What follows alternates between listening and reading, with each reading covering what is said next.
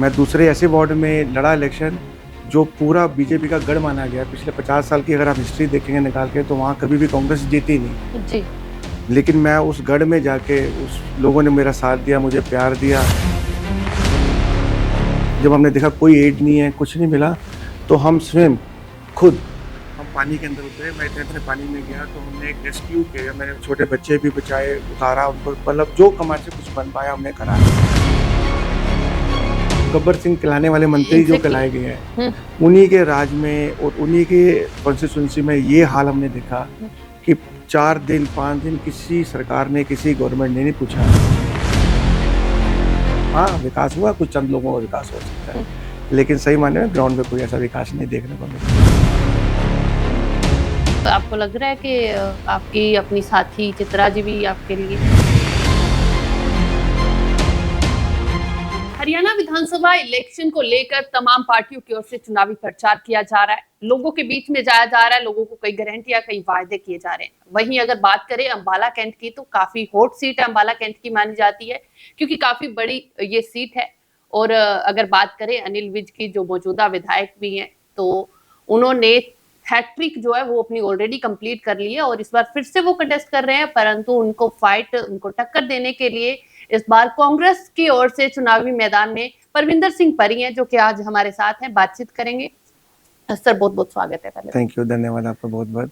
Sir, सबसे पहला question यही, क्योंकि लगातार विज साहब जीत रहे हैं, तो काफी टफ फाइट भी होने वाली है, क्योंकि एक एक्सपीरियंस बंदे के साथ, क्योंकि इस पॉलिटिक्स में आप नए हैं। जी जी। स्टूडेंट लेवल से हालांकि आप करते आए हैं, तो कितना मुश्किल लग रहा है? देखो, राजनीति में नया तो नहीं हूँ मैं, जैसे आपने बोला स्टूडेंट लाइफ से ही शौक भी था, स्टूडेंट लाइफ से ही हम राजनीति में करता आया हूँ। अगर मैं कॉलेज टाइम की बात करूँ तो +1 में मैंने CR का इलेक्शन लड़ा, फिर जनरल सेक्रेटरी का 96 में इलेक्शन लड़ा, और जब मैं 23 वर्ष का था मात्र तो मैंने MC का इलेक्शन लड़ा। तब भी मेरे सामने एक चैलेंज आया था बीजेपी से। बहुत ही एक काबिल व्यक्ति है, आज भी हैं हमारे, मेरे नोन भी हैं, मेरे अच्छे परिचित भी हैं, कमल किशोर जैन जी। मुझे नाम लेने में भी कोई गुरेज नहीं है। उनके खिलाफ मुझे कांग्रेस पार्टी ने मौका दिया था, मैं इलेक्शन लड़ा था और बड़ा अच्छा इलेक्शन हमने लड़ा। तो चैलेंज लेना तो अच्छा लगता है, कॉलेज टाइम से चैलेंज लेते आ रहे हैं। उसके बाद 2002 में मैं यूथ कांग्रेस का प्रेसिडेंट बना, 2005 में जनरल सेक्रेटरी बना मैं हरियाणा यूथ कांग्रेस का। तो कहीं ना कहीं संगठन में भी मैंने काम किया और लगातार राजनीति करता आया हूँ। राजनीति परिवार से तो नहीं हूँ, लेकिन राजनीति का शौक था और राजनीति करी है। राजनीति ऐसी नहीं करी, राजनीति लोगों को में जाके ग्राउंड लेवल पे राजनीति करी है। जब भी राजनीति करी है, पब्लिक के बीच में जाके राजनीति करी है। फिर मुझे मौका मिला 2013 में, निगम बन गया था, कैंट और सिटी के वार्ड इकट्ठे हो गए थे, कुछ वार्ड सिटी के थे, कुछ वार्ड कैंट के थे, तो निगम फॉर्म हुआ। निगम में मुझे बतौर निगम पार्षद में बना।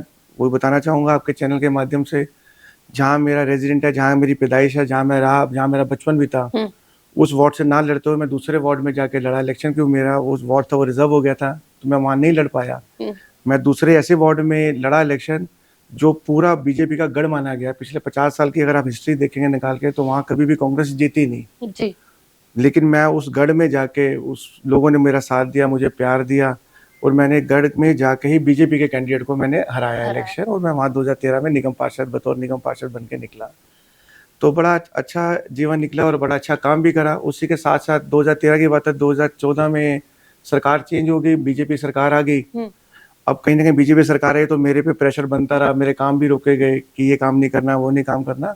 उसी के चलते चलते एक हमारे मन में, मेरे साथी सारे साथ थे मेरे, तो हमने देखा कि हम ऐसा क्या कर सकते हैं कि भी अगर हमें कहीं से सपोर्ट नहीं मिल रही सरकार के, ये तो गवर्नमेंट की सपोर्ट थोड़ी कम होगी, तो हमने एक SSS एक संस्था फॉर्म करी, साफ सुंदर सुरक्षित, कि वार्ड मेरा 18 था तो उसका अगर हमने 18 तो उसका दे दिया SSS 18। उसके तहत भी हमने बहुत काम किया। 5 साल हमने एक पैरेलल गवर्नमेंट चला के काम किया, जिसमें सफाई कर्मचारी की, अगर पार्षद की बात करूँ तो उसी वार्ड की बात कर रहा हूँ, उसमें हमने सफाई कर्मचारी अपने रखे, इलेक्ट्रिशियन अपने रखे, प्लम्बर अपने रखे। क्योंकि ये मैं ग्राउंड लेवल की बात कर रहा हूँ कि जब मैं पार्षद बना तो हमने देखा छोटी छोटी समस्याओं के लिए लोगों को कमेटी में चक्कर काटने पड़ रहे थे। काफ़ी बुजुर्ग जो थे मुझे मिले, मुझे आशीर्वाद भी दिया। तो मैं जब एक अलग अलग एरियाज में गया तो मैंने देखा कि कोई छोटी, जैसे पुलिया बोलते हैं उसको, कि एक ड्रेन जा रही है, छोटी पुलिया है, कोई स्ट्रीट लाइट खराब है, वो एप्लीकेशन लेके कमेटी में जा जाके चक्कर काट रहे हैं, उनके काम नहीं हो रहे। तो उसी हमने फिर वो ट्रिपल एस के माध्यम से हमने वो छोटे छोटे काम जो थे वो हमने ऐसे कराए, और जिसका हमें बड़ा अच्छा आगे बेनिफिट मिला। हमें लोगों ने हमारा इस काम को सराहना भी करी, अप्रिशिएट भी किया बहुत। तो आपकी वो ट्रिपल एस स्टिल वर्किंग? नहीं, अभी 2-3 साल से थोड़ा सा हम उसको अभी वर्किंग में नहीं है, लेकिन अभी है, ट्रिपल एस भी खड़ी है। लेकिन उसके बाद जैसे पिछले साल की अगर बात करूं तो अम्बाला में बाढ़ आई, और बाढ़ भी ऐसा था कि शायद पूरा अम्बाला कैंट डूबने की कगार में आया। एग्जैक्टली। फिर भी हमारी पूरी टीम, कांग्रेस की पूरी टीम हम लेके, हम खुद समय, मैं जो मेरे वार्ड का एरिया था या वार्ड के बाहर का भी एरिया था, हमने खुद काम किया। बड़ी इंटरेस्टिंग बात भी आपको बताऊंगा कि जब मैं रात को 2 या 2:30 बजे का टाइम था, जब मैं वार्ड में पहुंचा, टांगरी एक ब्रिज पड़ता है हमारे एरिया में, बड़ा फेमस ब्रिज है। उसके आसपास की बहुत बड़ी पॉपुलेशन भी है, बहुत बड़ी कॉलोनीज भी है, वहाँ पे काफ़ी कॉलोनीज है। तो रात को 2-2:30 बजे आप बड़ा अच्छा दृश्य देखा, जो दिल में दुख भी लगा, बड़ा आश्चर्य भी हुआ कि लोग अपनी छतों पे बैठे हैं ऊपर, और जो बाढ़ का पानी है कम से कम 7-8 फुट घरों के अंदर। अच्छा। बड़ी गरीब जनता वहाँ पे रहती है। जब मैं वहाँ पे पहुंचा रात को, तो 2 बजे या 2:30 बजे का टाइम था, और सरकार की तरफ से, प्रशासन की तरफ से कोई भी एड, कोई भी मदद अगले दिन सुबह 5 बजे तक भी, शाम के 5 बजे तक वहाँ नहीं पहुंची। हमने सुबह तक वेट करी, मैं, मेरी पूरी टीम, मेरा परिवार, हम वहाँ खड़े रहे। लेकिन जब सुबह के 6 बजे जब हमने देखा कोई एड नहीं है, कुछ नहीं मिला, तो हम स्वयं खुद हम पानी के अंदर उतरे। मैं इतने पानी में गया, तो हमने एक रेस्क्यू किया, मैंने छोटे बच्चे भी बचाए, उतारा उनको, मतलब जो कमर से कुछ बन पाया हमने करा। फिर 2-3 दिन पानी कम हुआ, लेकिन एरिया बहुत डिस्टर्ब हो चुका था। फिर अपनी तरफ से हमने, प्रशासन की तरफ से तो उनको कोई मदद नहीं मिल रही थी, तो अपनी तरफ से हमने जो हेल्प करनी चाहिए हमने वो भी करी। हमने भंडारा के रूप में वहाँ खाना की बड़े बड़े स्टॉल्स भी लगाए। और खुशी की बात ये भी है कि जो सोशल ऑर्गेनाइजेशन है वो भी आगे आई, उन्होंने भी बहुत मदद करी। फिर पानी की समस्या शुरू हो गई कि पानी के जो ट्यूबवेल थे वो फेल हो गए, पीने का पानी में लोग तरस रहे थे, छोटे बच्चे थे, दूध और ये तो अलग बात है, पानी तक नहीं मिल रहा था।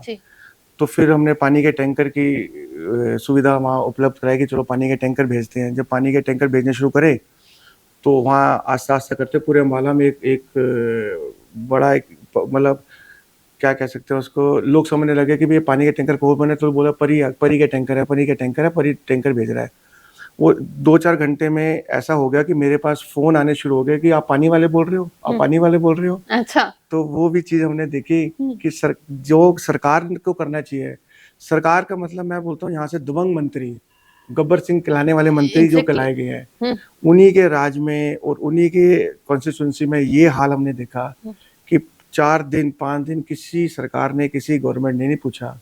हाँ, चंद लोग जरूर आए थे, मंत्री जी के द्वारा कुछ भेजे गए होंगे जो उन्होंने संगठन में कुछ रखे हुए हैं वहाँ। मैं इसलिए आपके कैमरे के सामने बिल्कुल सच बात बोल रहा हूँ, वो आए, एक बोट का नेक्स्ट डे एक बोट आती है, वो सुभाष पार्क में एक बोट थी, वो बोट की सुविधा आई वहाँ पे, बोट वहाँ उपलब्ध कराई गई। उस बोट के अंदर सिर्फ 10-20 बीजेपी के खुद बैठ जाते थे और रेस्क्यू ऑपरेशन चलाया, एक बंदे को लेके आते थे, 10 आप पहले खुद लेके आते थे, और फोटोग्राफी पूरी चली वहाँ पे। तो ये हमने अपने आंखों से देखा। मतलब एडवर्टीजमेंट चल रही थी, और अगर ग्राउंड लेवल की बात करो कोई कुछ का काम नहीं हुआ। तो अम्बाला बेहाल है। बहुत वादे भी करे, दिखाया भी गया कि अम्बाला में बहुत पैसे आए, हजारों करोड़ रुपए अम्बाला में आए। विकास का नाम भी होता है कि बहुत विकास किया। मुझे जहाँ भी मौका मिलता है मैं कहा विकास तो हुआ है, लेकिन विकास भ्रष्टाचार का हुआ है। आज भ्रष्टाचार चरम सीमा पर है। पिछले 10 साल की बात करूँ, पूरे हरियाणा में है, पूरे देश में है, और विशेष अगर अम्बाला की बात करूँ तो अम्बाला में तो मैं सोचता हूँ सारे रिकॉर्ड तोड़ दिए। अम्बाला कैंट परी जी बहुत बड़ा क्षेत्र माना जाता है, और आप जैसे बात कर रहे थे अनिल विज की, गब्बर सिंह कहा जाता है उन्हें। काफी लोक अदालतें भी लगाते रहे हैं, लोगों के कहते घर पे दिन हो रात हो मसले सुनते भी रहे हैं, और उनका ही कहना है कि लाइक इतना अम्बाला कैंट की नुहार बदलने में अगर किसी ने काम किया तो वो अनिल विज जी का नाम। देखो, मेरे बहुत आदरणीय है, विशा हमारे मंत्री रहे हैं, हमारे शहर के एक पहचान है। तो मैं ऐसा तो नहीं बोलूंगा, मैं तो बोलूंगा कि आप अगर सच्चाई मानने में अगर ग्राउंड पे जाओगे, बोलने और करने में बहुत फर्क है जी। आप अगर ग्राउंड में जाओगे और लोगों से पूछोगे, सही मानने में लोगों से पूछोगे, तो विकास के बारे में तो वो आपको जानकारी देंगे कि सही मानने में कैसा विकास हुआ और कहाँ विकास हुआ, किसका विकास हुआ। हाँ, विकास हुआ, कुछ चंद लोगों का विकास हो सकता है, लेकिन सही मानने में ग्राउंड पे कोई ऐसा विकास नहीं देखने को मिलता। अच्छा, अभी जा रहे हो आप लोगों के बीच में, तो अभी लोगों को याद है कि ये वही परी पानी वाला है? हाँ जी, परी पानी वाले को भी याद है, परी ट्रिपल एस भी याद है लोगों को, परी को पहचान है। परी जो है वो हमेशा ग्राउंड पे रहा है, मैंने हमेशा कार्यकर्ता के रूप में काम किया, कभी ना लीडर समझा। आज भी मेरे कार्यशैली को देखते हुए कांग्रेस पार्टी हाईकमान ने मेरे पे जो विश्वास जताया, और विशेष तौर पर हमारे यहाँ से लोकसभा की एमपी भी रही हैं मेरी बहुत आदरणीय कुमारी शैलजा जी, जो हमेशा मेरे को छोटा भाई के रूप में उन्होंने मेरे को देखा जी। और मेरे को हमेशा प्रमोट भी किया उन्होंने। कोरोना काल में भी वो जब लोग एक दूसरे से डर रहे थे, ऐसा हुआ था, इंसान इंसान से डर रहा था, भाई भाई से डर रहा था, बहन बहन से डर रही थी, हमने वो टाइम भी देखा। लेकिन मेरे को फोन आता है मेरी बड़ी आदरणीय बहन कुमारी शैलजा जी का कि कहाँ पे हो। मैं कहा जी दीदी, मैं बोलता हूँ, मैं कहा दीदी हम घर पे हैं। कहते क्या कर रहे हो? घर पे थोड़ा बैठने का टाइम है, पब्लिक में जाओ, बाहर जाओ, यही टाइम होता है जाने का। अच्छा। हाँ जी। तो हमने एक कांग्रेस ऑफिस हमारा एक मेन निकलसर रोड पे कांग्रेस ऑफिस हमारा स्थित है, वहीं पे हमने एक कंट्रोल रूम बनाया पूरे जिले का, पूरे डिस्ट्रिक्ट का। डिस्ट्रिक्ट मतलब कैंट भी था, सिटी भी था, नारायणगढ़ भी है, मुलाना भी था, पूरे जिले का हमने कंट्रोल रूम बनाया। उसका मुझे बहन जी ने इंचार्ज बनाया और वहां से हमने कंट्रोल रूम के जरिए कोरोना काल में बहुत काम किया। जब लोग डर रहे थे, घर से नहीं निकल सकते थे, हमने बहुत काम किया, कांग्रेस पार्टी की पूरी टीम ने काम किया।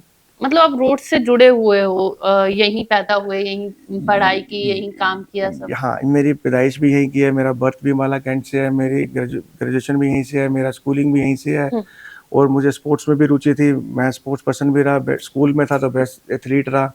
उसके बाद कॉलेज में आया, मैं नेशनल भी खेला, फिर मैं जूनियर इंडिया भी खेल के आया। तो स्पोर्ट्स में मेरे को शुरू से रुचि रही है, और मेरे को ऐसा लगता भी है कि अगर जनता का आशीर्वाद मेरे पे आएगा और मेरे को विधानसभा में बना के भेजेंगे तो मैं युवाओं के लिए, मेरा सबसे पहले जो मेरी प्रायोरिटी रहेगी वो युवाओं के लिए रहेगी। अच्छा, आपने खेलों का जिक्र किया तो मैं अभी पेरिस ओलंपिक हुए हैं उनका भी जिक्र कर दूंगी। अक्सर हरियाणा सबसे बड़ा स्टेट माना जाता है जो ओलंपिक्स में ऐसे पार्टिसिपेट करता है, परंतु लगता नहीं कि पार्टिसिपेशन जो है वो डे बाय डे कम हो रही है? देखो, अगर मैं आप इस 10 साल की बात करोगे तो 10 साल के बाद अगर बात करते हो तो आज स्पोर्ट्स में लगा लो या किसी भी फील्ड में आप लगा लो तो हरियाणा का ग्राफ कहीं ना कहीं बेरोजगारी में वो बहुत डाउन हो गया। मतलब हर चीज में हरियाणा डाउन हुआ। अगर मैं 10 साल पहले की बात करूं, जब हमारी सरकार थी, कांग्रेस सरकार थी, तो आप देखते होंगे पूरे के पूरे नाम आता था हरियाणा नंबर 1, हरियाणा नंबर 1। चाहे वो किसी भी फील्ड की बात करूं, खाली स्पोर्ट्स की बात नहीं मैं कर रहा, हर फील्ड में हरियाणा नंबर 1 था। पिछले 10 साल में हरियाणा का जो हालात बना दिए हैं, आज यहाँ पर युवा जो है वो बेरोजगार, कर्मचारी वो परेशान, अगर मैं किसान की बात करूं वो परेशान, अगर मैं बात करूं मजदूर की वो परेशान, कोई भी व्यापारी वो परेशान, छोटा दुकानदार वो परेशान। हमारा एक साइंटिफिक अम्बाला छावनी जो हमारा है बहुत पुराना कैंटोनमेंट है, बहुत पुराना कैंटोनमेंट माना जाता है। मैं चलो ये भी जानकारी देना चाहूँगा कि जो अम्बाला कैंटोनमेंट है, यहाँ से अगर बात करूँ पंजाब का फिरोजपुर तक था, रामपुर बिशार हिमाचल तक था, सोनीपत तक, इतना बड़ा अम्बाला था। अम्बाला की पहचान है, वर्ल्ड मैप पे अम्बाला की पहचान है। और आज अम्बाला की पहचान आप देखोगे तो कहाँ पे रह गई है। ये 10 साल में ये हालात कर दिए अम्बाला कैंट के। अच्छा, एक बड़ा चैलेंज आपको लग रहा है कि आपकी अपनी साथी चित्रा जी भी आपके लिए हैं? देखो, मैंने जैसे बोला कि मैं राजनीति परिवार से नहीं हूँ।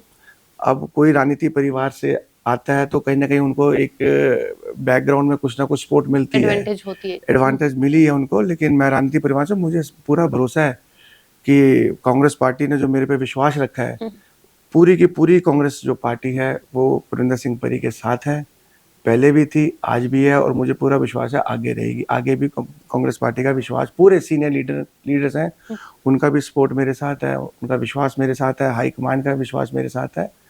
और मैं पूरे दावे के साथ कह सकता हूँ कि कांग्रेस पार्टी ही अम्बाला छावनी से इलेक्शन जीतने जा रही है।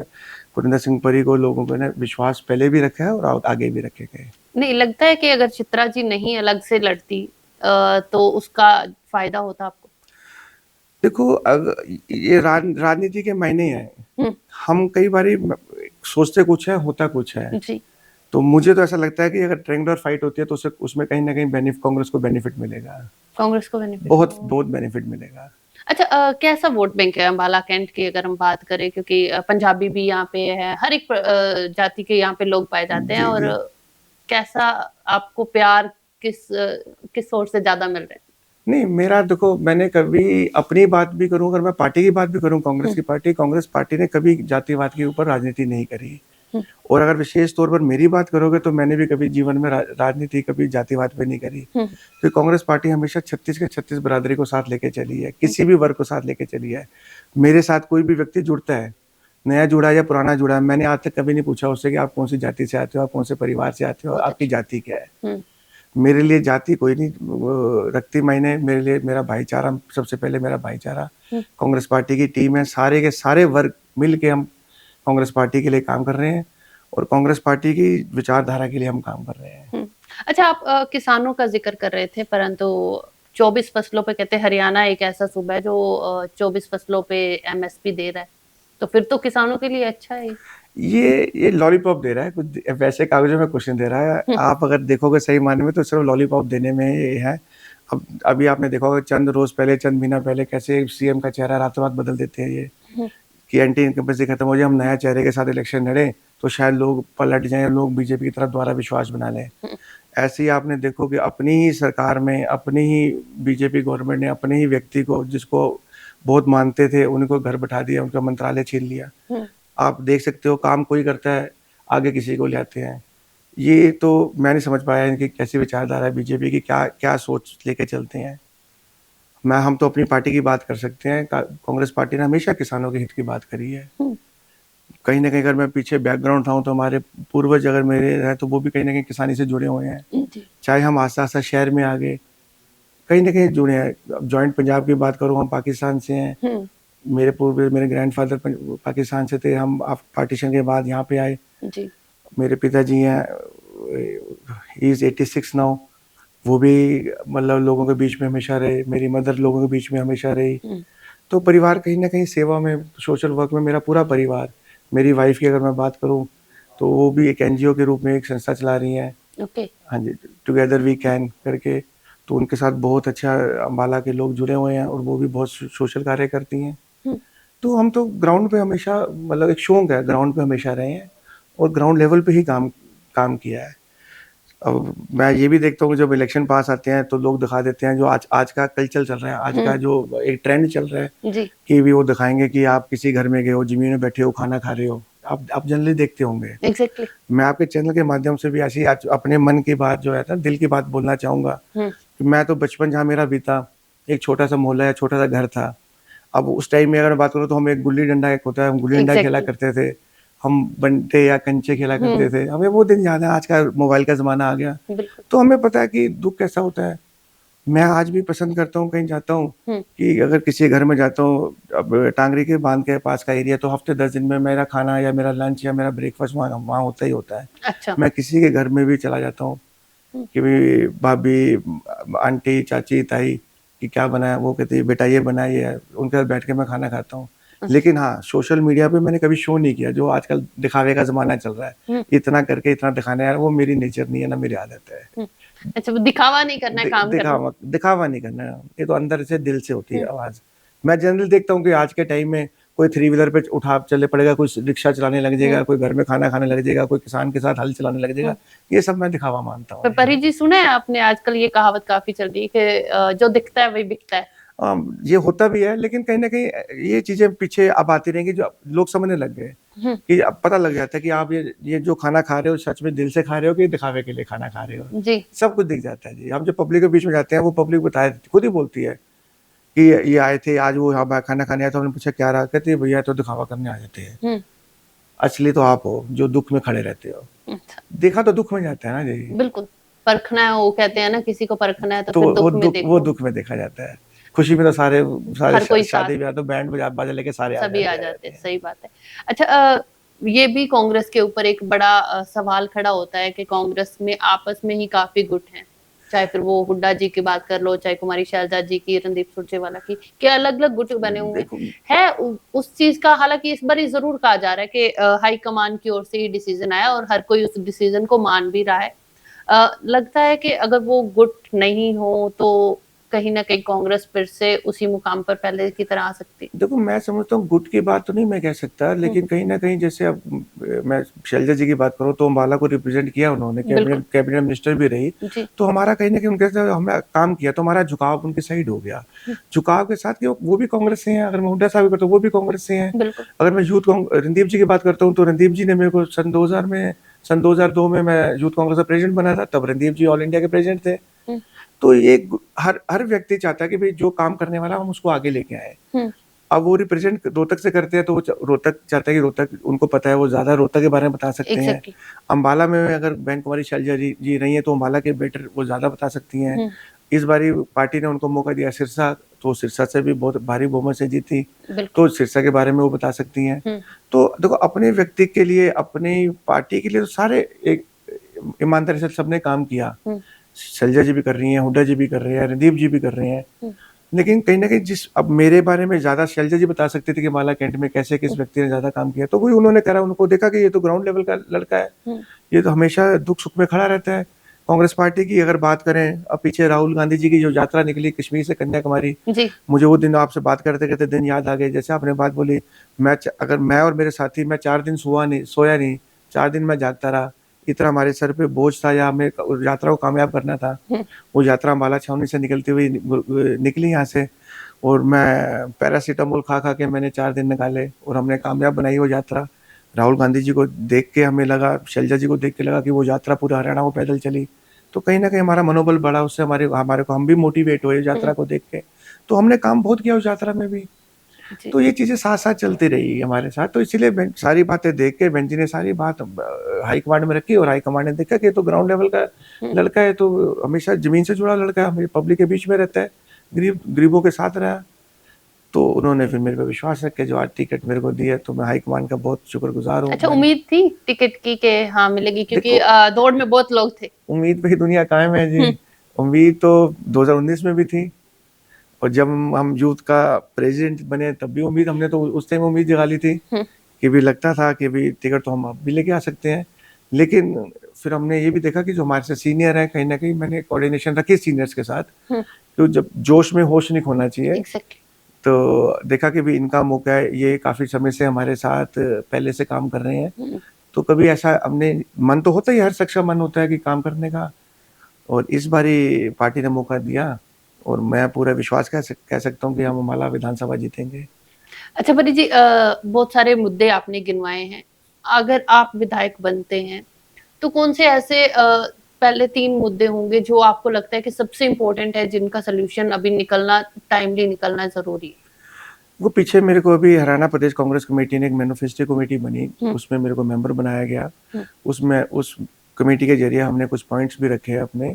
पर अम्बाला कैंट की बात करूं, जैसे मैंने बोला कि जैसे टांगरी नदी है, टांगरी नदी के पास हमारा, जो मेरा मानना है कि टांगरी नदी के बाद दोनों रिटेनिंग वॉल बननी चाहिए, कि टांगरी नदी का जो पानी है, अभी आपने देखो 2 हफ्ता पहले की बात बताऊं, एक छोटी सी भी बारिश यहाँ पे नहीं आई, और लेकिन पीछे से जैसे हिमाचल से पानी ज्यादा बारिश के कारण, तो फ्लो जो पानी का है वो सारे जो कॉलोनी से उसके अंदर पानी आ गया बगैर बारिश के। अगर वो रिटेनिंग वॉल बनी होती, उसकी एक्सकवेशन जो है टांगरी नदी की जो है वो प्रॉपर हुई होती, तो पानी ना आता। बगैर पानी के ही पानी में डूब गए वो। अगर मैं बात म्यूनिसिपल कमेटी की अगर बात करूँ, तो वहां पे आप देखोगे पोर्टल प्रथा बना दी एक सरकार ने। आप वो, हम तो पोर्टल खेलते हैं, आप छोटा से काम के लिए भी चले जाओगे, पेंशन के चले जाएंगे, वो कहेंगे जी पोर्टल पे जमा कराओ।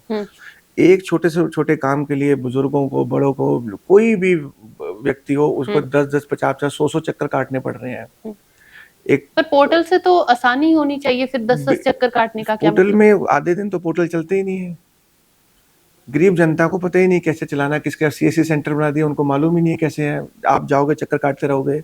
फिर एनडीसी का इन्होंने कहा कि आपको, आपके पास एक छोटा सा प्लॉट है, सपोज 200 गज का प्लॉट इंसान लेता है, कोई प्लॉट होता है कि मैंने घर में बच्चे की शादी करनी है, विशेष तौर पर हर माँ का एक सपना होता है कि मैं छोटा सा प्लॉट ले लूँ, कि घर में मेरी बेटी है, उसकी अगर मैं शादी करनी है, मैं प्लॉट बेच दूंगी या कुछ भी करूंगी। आज अगर आपके पास 200 गज का भी प्लॉट है, आज आप एनओसी लेने चले जाओ, तो आप वो सोचे कि मैं 200 गज में मैं 100 गज की एनडीसी ले लूँ, तो आपको मिलेगी ना, आपको पूरे 200 गज की एनडीसी लेनी पड़ेगी, वो भी कम से कम 100 चक्कर काटने के बाद। फिर एक अहम मुद्दा आज तक जो पेंडिंग चल रहा है, हमें पूरी उम्मीद थी हमारे मंत्री जी से, वो यहाँ से लोकल बॉडीज मिनिस्टर भी बने। बहुत पुराना मुद्दा है, फ्री होल्ड का मुद्दा। हमें पूरी उम्मीद थी कि फ्री होल्ड, अम्बाला को फ्री होल्ड कराने में कामयाब होंगे, जब खुद ही मंत्री थे वो। आज हम उससे वंचित हैं। फ्री होल्ड कराने की बजाय आज तक मुद्दा उठा के सरकार ने कैबिनेट में नहीं रखा गया इनसे, और ये मेरी विशेष वो रहेगी कि अम्बाला को किसी तरीके हमें फ्री होल्ड कराना है। मतलब ऑप्शंस रही हैं, चाहे फिर वो विद सब, चाहे गृह मंत्री रहे, चाहे फिर लोकल बॉडी मिनिस्टर रहे, परंतु जो काम उस दौरान होने चाहिए वो नहीं हुए।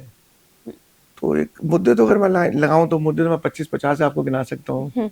पूरा अगर अम्बाला जाओ तो आज किसी भी रोड पे आप निकल सकते हैं, हर रोड पे खड्डे खड्डे खड्डे आपको मिलेंगे जी। रोड बनती बाद में, तोड़ने पहले रहते। कहीं ना कहीं कोऑर्डिनेशन की भी कमी लगती है हमारे को।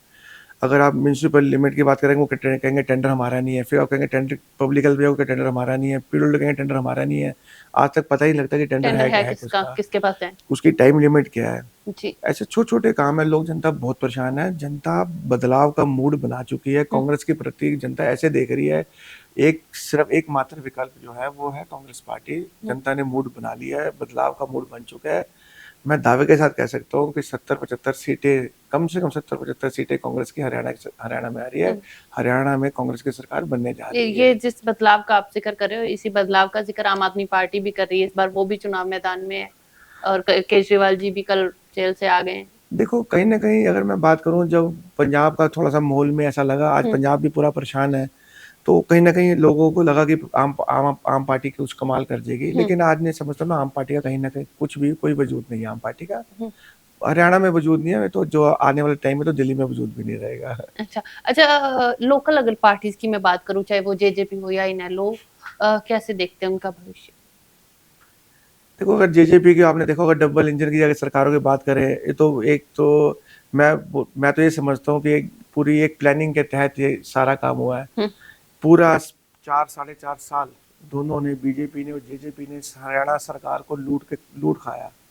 अब जब देखा कि जेजेपी को आगे करके बीजेपी ने खाया, जेजेपी ने उसका नाम लिया, बीजेपी ने उनका नाम लिया। आज पूरा पूरा प्रदेश जानता है कि जेजेपी ने क्या किया। मैं तो नाम के साथ बोल सकता हूँ कि डिप्टी सीएम ने क्या किया, पूरा हरियाणा बेच दिया। पीछे अगर किसकी सपोर्ट थी, बीजेपी की सपोर्ट थी, मुख्यमंत्री की सपोर्ट थी। जब एंटी, अब इनको लगा कि हमारे खिलाफ पब्लिक हो रही है, तो इन्होंने पब्लिक को दिखाने के लिए अलग अलग हो गए। आज भी ये एक ही है। अच्छा। बीजेपी और जेजेपी में कोई फर्क नहीं है। सिर्फ जेजेपी जो अपने कैंडिडेट खड़े कर रही है, वो इस उनका मंशा क्या है, उनकी मंशा है कि कांग्रेस को कहीं ना कहीं हम डेंट पा दें। इसी मंशा के साथ जेजेपी अपने कैंडिडेट खड़े कर रही है, लेकिन वो नाकामयाब हो गई इस चीज से। उनको कोई फर्क नहीं पड़ता कांग्रेस को। और लास्ट रही इनेलो। इनेलो आप देख सकते हो, इनेलो की पिछली बारी अगर बात करूँ, एक सीट नहीं थी, तो अगर कोई एक आधी सीट आती हो तो उसका मैं कह नहीं सकता। लेकिन अम्बाला, अगर मैं अम्बाला की बात करता हूँ, अम्बाला छावनी की बात करूँ, तो इनेलो, जेजेपी, बाकी किसी का कोई वजूद नहीं है। अगर कहीं ना कहीं अगर मैं समझता हूँ कंपटीशन है हमारा, वो कहीं ना कहीं मजा भी आएगा कंपटीशन करने का, क्योंकि मैं स्पोर्ट्स पर्सन हूँ, तो कंपटीशन का तो मजा आता ही है। एक तरफा कंपटीशन हो तो उसका क्या मजा। तो हमारा कंपटीशन रहेगा कहीं ना कहीं बीजेपी के साथ, मुकाबला बराबर का होना रहना चाहिए। जी, चलिए बहुत बहुत धन्यवाद परी जी हमारे साथ बातचीत करने के लिए। तो बिल्कुल परविंदर सिंह परी अम्बाला कैंट से कांग्रेस के प्रत्याशी हैं, चुनाव मैदान में डटे हुए हैं। बहुत सारे नाम इनके जनता ने रखे हुए हैं, फिर वो चाहे पानी वाला हो या फिर पार्षद परी हो। तो खैर देखना होगा कि आखिर क्या वाकई गब्बर सिंह को टक्कर दे पाते हैं परी या फिर नहीं। कैमरा पर्सन गगन के साथ शालू मेरोक, अम्बाला।